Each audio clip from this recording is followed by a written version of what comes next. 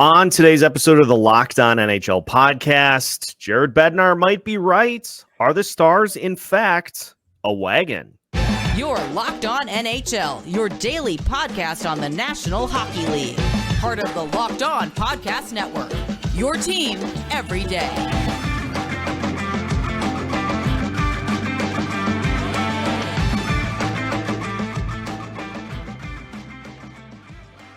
What is happening, everybody? Welcome in to another episode of the Locked On NHL podcast. We are your team every day, and we thank you for making Locked On NHL your first listen each and every day. Make sure you subscribe on YouTube or your favorite podcast platform so you don't miss out on any new episodes throughout the week. Today's episode of the Locked On NHL podcast is brought to you by FanDuel. Make every moment more. Right now, new customers get $150 in bonus bets guaranteed. That's $150 win or lose. Visit FanDuel.com/locked-on to get started. On today's Western Conference Tuesday edition of Locked On NHL, we will discuss whether the Dallas Stars are, in fact, a wagon. We'll take a look at Mikko Rantanen's return from the concussion protocol. And some guy named Kirill Kaprizov is just on an absolute bender for the Minnesota Wild. We'll discuss his statistical numbers and why it is imperative that he get a little bit of help next season. My name is Seth Toupal, host of Locked On Wild and one half of the dynamic duo for your Western Conference Tuesday. Joined as always by Nick Morgan of Locked On Predators. And Nick, let's just start with from the mouth of Jared Bednar himself. Are the Dallas Stars, in fact, a wagon?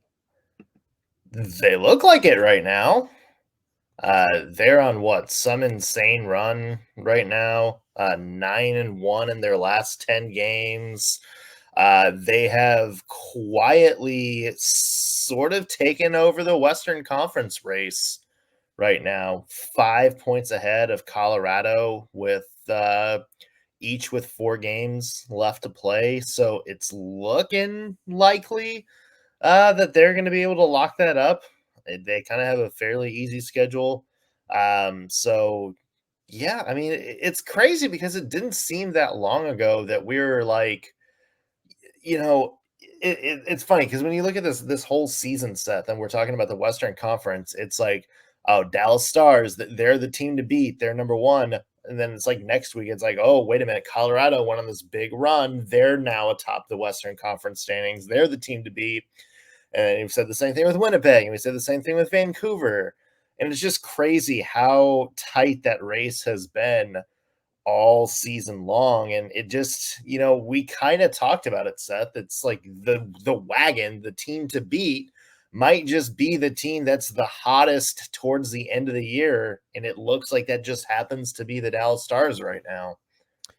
You look at the depth up and down this lineup. We've talked about this throughout the course of the season, but let me just hit you with the goal numbers for the key contributors here. Jason Robertson, 27 goals. Joe Pavelski, 26. Roope Hintz, 30 goals. Wyatt Johnston, 31 goals. Matt Duchene, 25 goals. Jamie Benn, 21 goals. Tyler Seguin, 25 goals. Mason Marchment, 21 goals. Thomas Harley on defense, 15 goals. Evgeny Dadonov, 12 goals. Craig Smith, 10 goals. This is insane. It's like their entire top 6 plus 2 have 20 goals. Like it is just an insanely stacked lineup. But the intriguing thing to me, Nick, about this Dallas team, they have the most road wins of any team in the Western Conference with 26. And so not only are they a really good team, like their record at home is nothing to shake a stick at. Like they're 23-10-4 at home. That's a great home record. Yeah. But you look at what they've done on the road, 26-10-5 on the road. And so if they were to get the number 1 seed, which they have a 5-point lead in that category right now, you play a majority of your games at home, but you're also very capable of going on the road and taking care of business as well. And actually, if you look all the way through the entirety of the playoff picture, the only team that has an equal number of wins on the road is the Florida Panthers, who are 26-11-4. So you're tied for the most road wins in the NHL. You also have a great home record.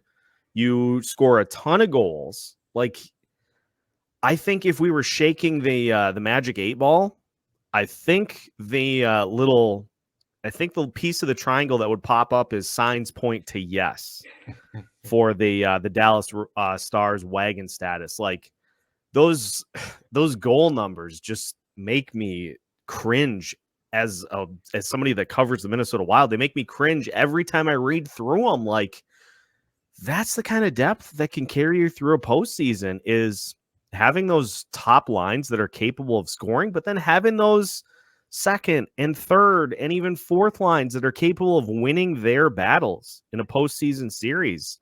Like, the top lines are going to do their thing, but the way that you really separate yourself is getting some of those guys lower in the lineup that could step in and could score a goal when needed. And if anybody has the ability to do that, it's Dallas. The Dallas Stars have 9 players, Seth. 9 players with at least 50 points this season. To put that into perspective, Colorado has 6. And they're the next highest team in the West that has that.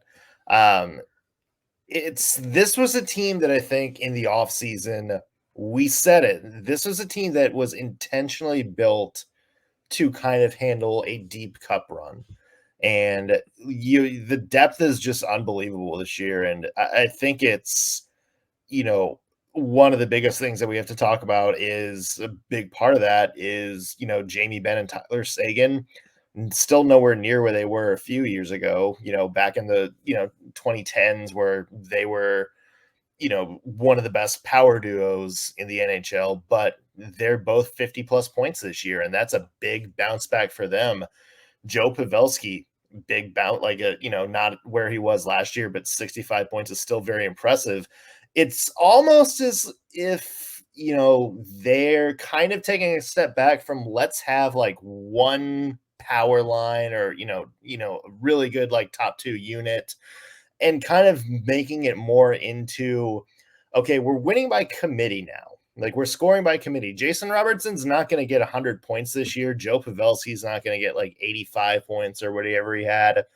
But look at, players like Wyatt Johnston, who are stepping up with a 65 or 64 point season as 20-year-old, 21.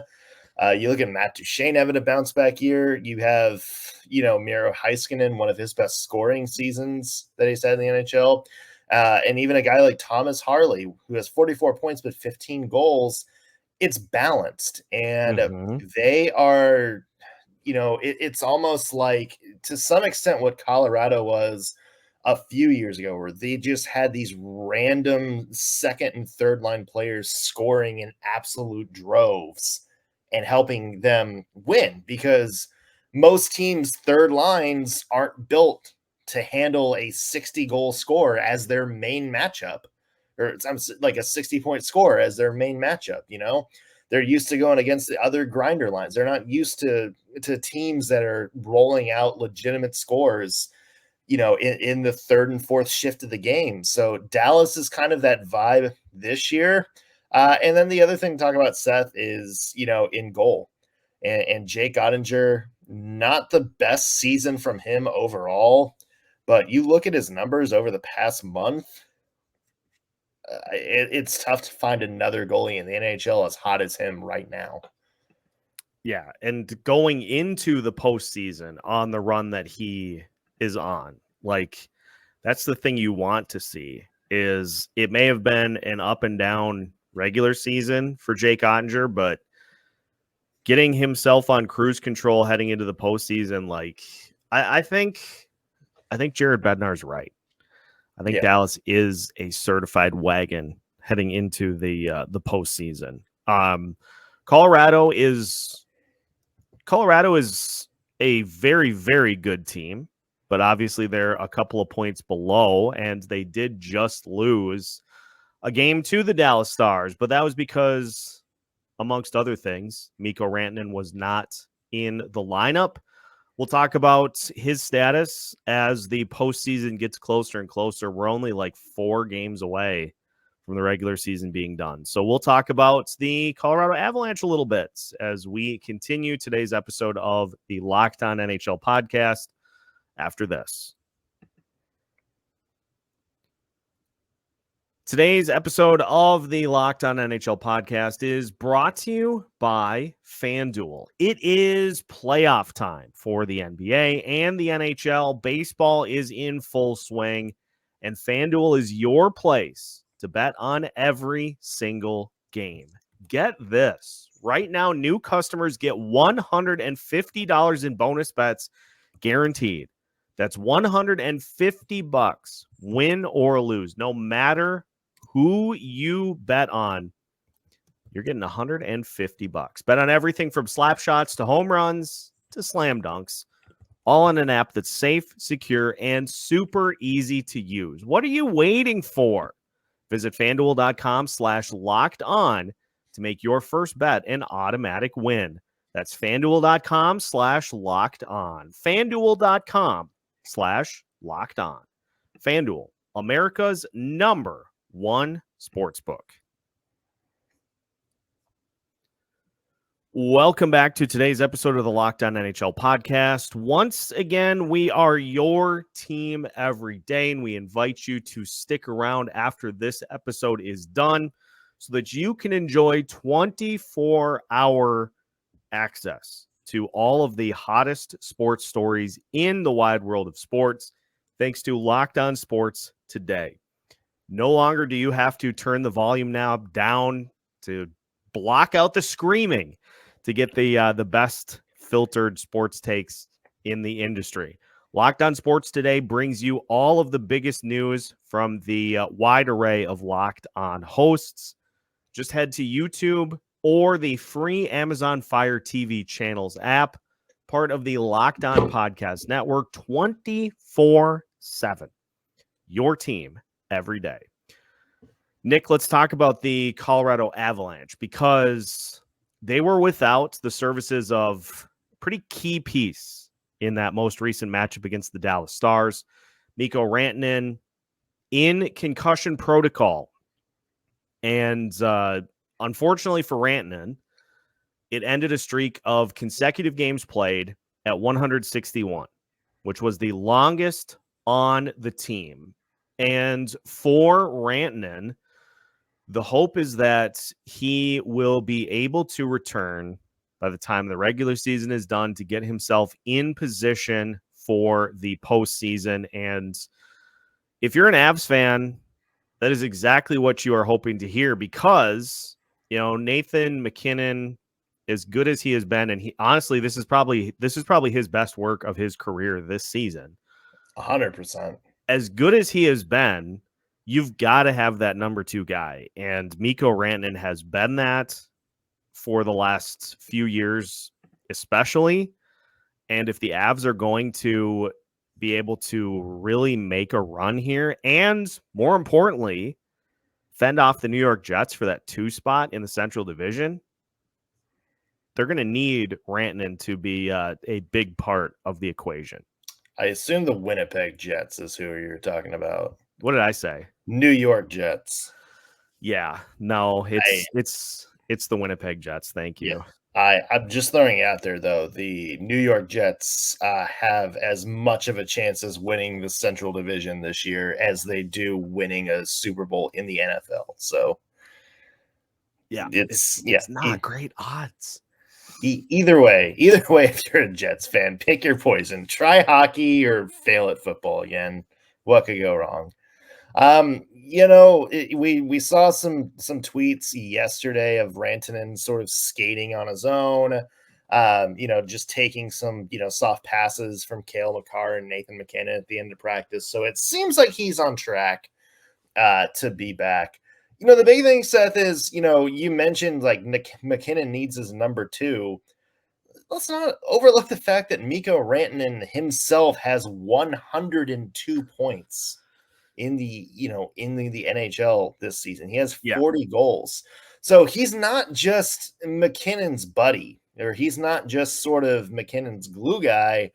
He's good on his own, and he's a key player for the Avalanche on his own. Like, you hear, some of the players like Cale Makar and Devon Toews talk about it. They talk about just kind of how in awe Mikko Rantanen's game is. Like, he's just this regular, like 100-point year in, year out scorer who looks like he's, like the physicality of Ryan Reeves, the skating of, I don't know, Austin Matthews, the goal scoring touch of, a guy like McKinnon. It's just, he's like this freakish anomaly of a player who is a big part of the Avalanche success. As good of a player as Nathan McKinnon, as good of a player as Cale Makar.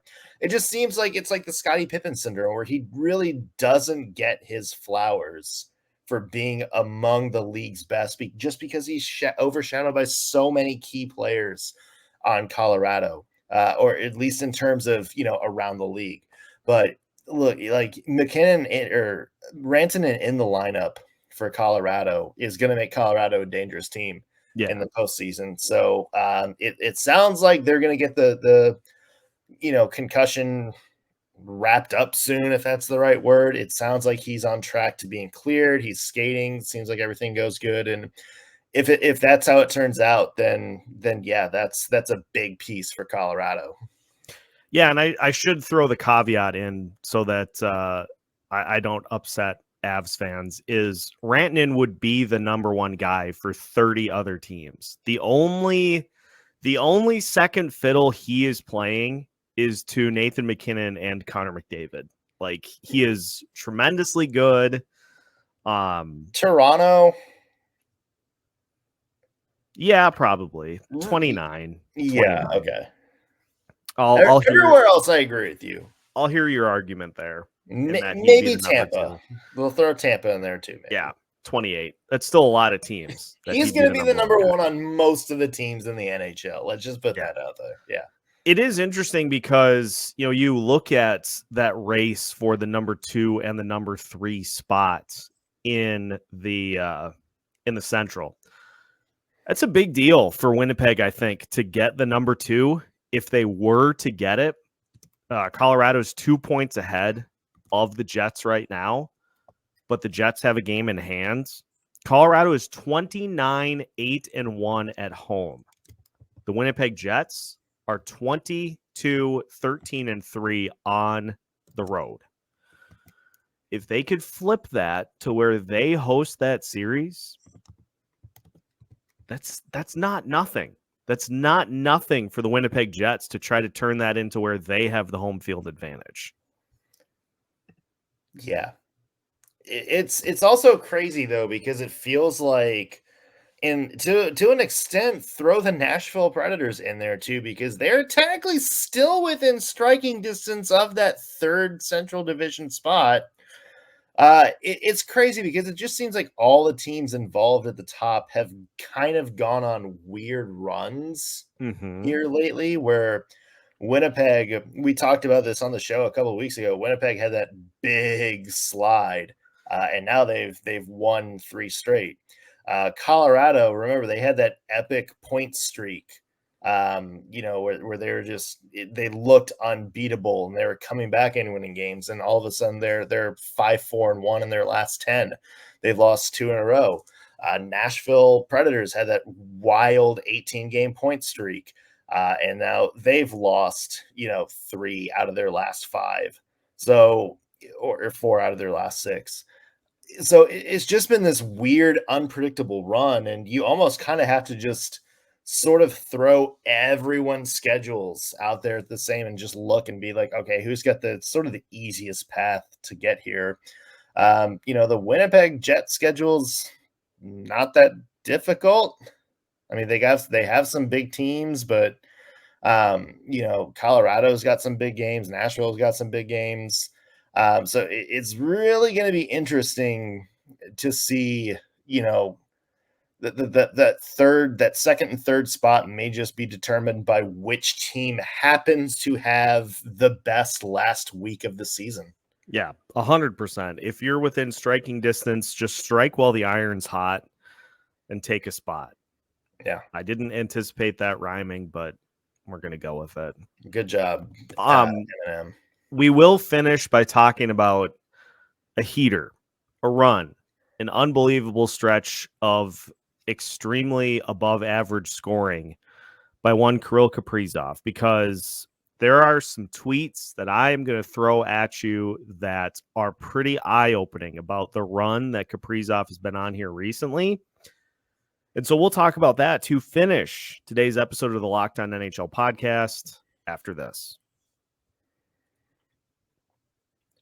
Today's episode of the Locked On NHL podcast is brought to you by Sleeper. Folks, we are at the end of the NHL season. Just a couple of weeks left until the playoffs start. And whether your team's going to be fighting for the cup or you're sitting at home hoping the lottery balls give you the number one overall pick, you can still win big by playing daily fantasy hockey with Sleeper, the official daily fantasy app of the Locked On NHL Network.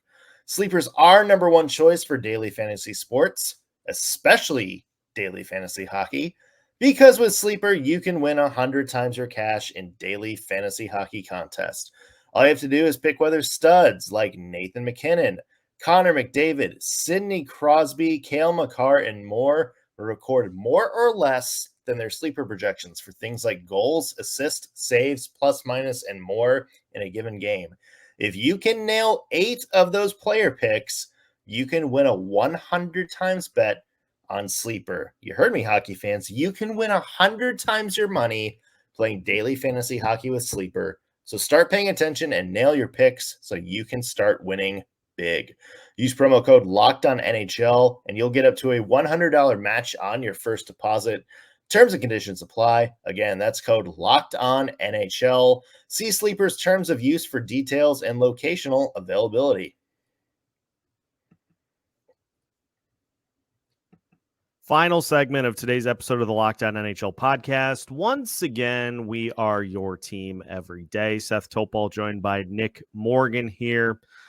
Nick, I've got some tweets, some posts that are going to be eye-opening here, because Kirill Kaprizov is on a bit of a run in his since December 1st. Let's throw this out here.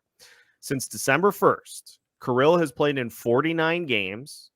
He has 34 goals, 35 assists, 69 points in 49 games.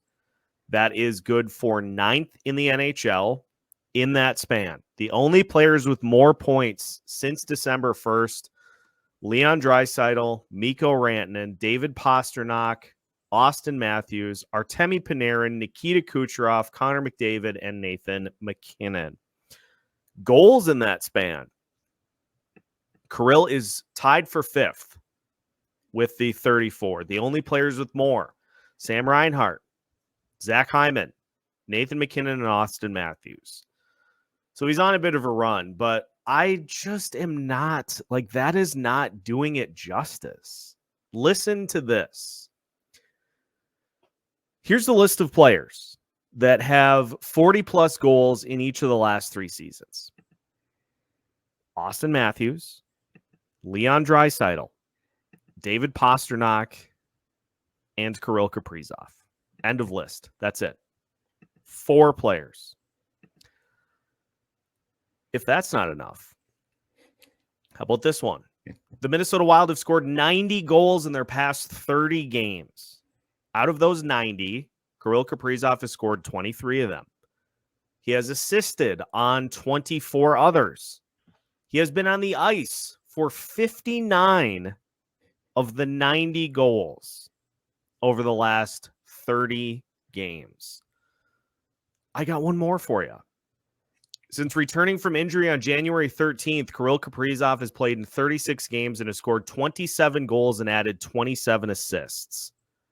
The 27 goals are second most in the NHL behind Austin Matthews.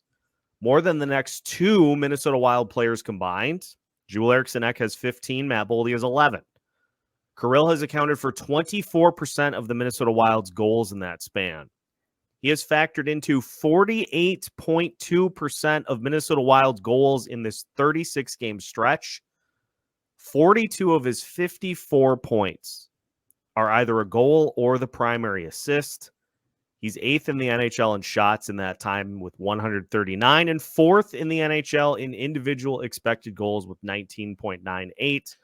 Nick, he's the best player in Minnesota Wild history, bar none. But oh boy, does he need some help. Like, you look at what has gone wrong for this Minnesota Wild team this season, and you talk about that stat. You said that there were 9 players for the Dallas Stars that have 50 or more points. Mm-hmm. Let's check in and see how many have done that for the Minnesota Wilds. Let's see. I 4. had them pulled up a second ago. Yeah, that sounds about right. The answer is 4. It's Kaprizov, it's Joel Eriksson Ek, it's Matt Boldy, and Matt Zuccarello. And we've seen that line combination at points this year. Wild fans have, of Kaprizov, Eriksson Ek, and Matt Boldy. But there just has not been a second line that can consistently score to help that trio out. And so you're looking at a Wild team that is, by the time this is recorded, will be officially mathematically eliminated with a Vegas win. Will officially be mathematically eliminated. They've been out of it for some time. If you're looking at areas that this Wild team needs to improve, secondary scoring is the first answer. It's the second answer. It's the third, the fourth, the fifth. It's such a big problem. And it seems like it's not really going to get better anytime soon, unless Marco Rossi or anybody else on the team want to very quickly develop. But I mean, it seems like in terms of forwards, Rossi is kind of the only young guy up right now. Yeah, and other than Matt Boldy, who you mentioned having, is on the top line. But I mean, they have somewhere between $8 and $9 million in cap space this year. I mean, they don't have any big contracts they need to lock up or anything like that. So there is some wiggle room there, but it's not, there's no room to do anything really. Yeah. And that's, I think the big thing for Minnesota is you got to go out and sort of build some of these young, some of these guys who help your young players develop, guys that are going to be on the second, third line and can score 40 to 50 points a year just to kind of supplant the top line. And Minnesota is not going to have that for a couple of years, it seems like, Seth, unless they just throw all of their young prospects into the Wolves right now and be like, all right, this is it, man. Let's see what we got here. Yeah, it really does feel like somebody internally is going to have to step in and fill that spot, because the contracts you have coming off the books are potentially Marc-Andre Fleury, although there are rumblings that he may come back for one final go. You've got Alex Goligoski, back-end defenseman. That'll free up a couple mil. Your fourth line is going to most likely all be new players. So like you have some cap flexibility, but you also have roster spots that will need to be filled. Do they make a trade in the offseason to bring somebody in for that second line spot? Potentially. But yeah, it feels like it's going to be another year where they're having to try to fill that role and hope that somebody steps up and takes it. Otherwise, you're going to be exactly in this same spot next year, because you can't win games in the postseason with one line scoring. You can win games in the regular season because you play teams like Anaheim and Chicago, but you can't consistently win with only one line that can score. You need more. You need to find a way to get closer to 9 players with 50 or more points instead of 4. So I'll ask you, Seth, to close this out as our resident Minnesota Wild expert. Realistically, what is sort of the picture for the Wild over the next 2 years? Are they just going to kind of be leaning on Kaprizov until greener pastures ahead, or is there hope the prospects can step up? Is there room for some roster finagling? Yes, on all fronts.